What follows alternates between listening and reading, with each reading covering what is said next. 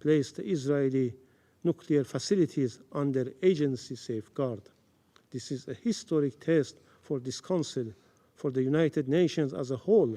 Every state and every responsible actor must rise to this occasion and condemn without ambiguity.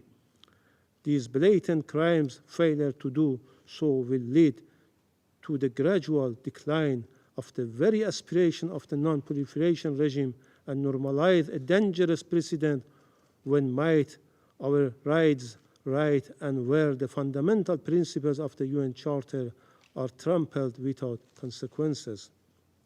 Madam President, distinguished colleagues, we stand at the crossroads. Let us be the moment we put an end to impunity, the moment we uphold the principles on which this Council was founded. This Council must act decisively. Silence will be complicity in these crimes.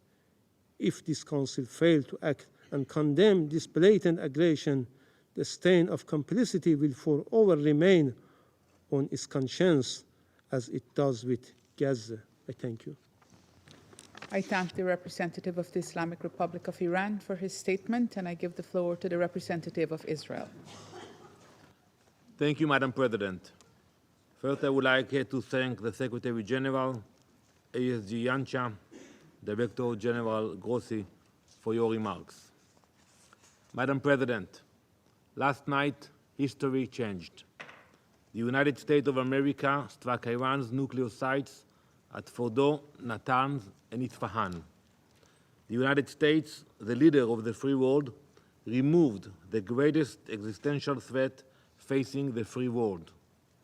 Just like our Operation Rising Lion, this was not a war of choice.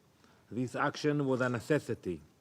It was a righteous act for the United States, for Israel, for the Middle East, and for the world.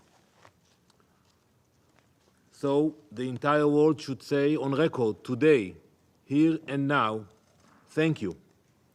Thank you to the United States for removing the greatest threat to global security. Thank you, President Trump, for acting when so many hesitated. Thank you for protecting the free world with strength and with moral clarity.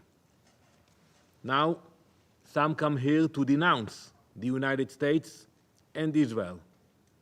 So let me ask you, where were you? Where were you when Iran raced toward the bomb?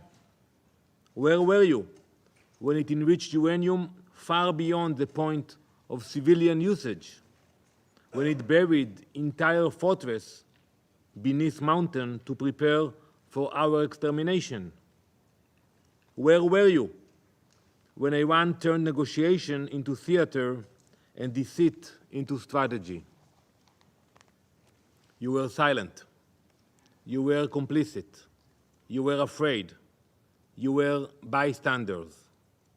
Months ago, I sat before this council and called for a coalition of the courageous.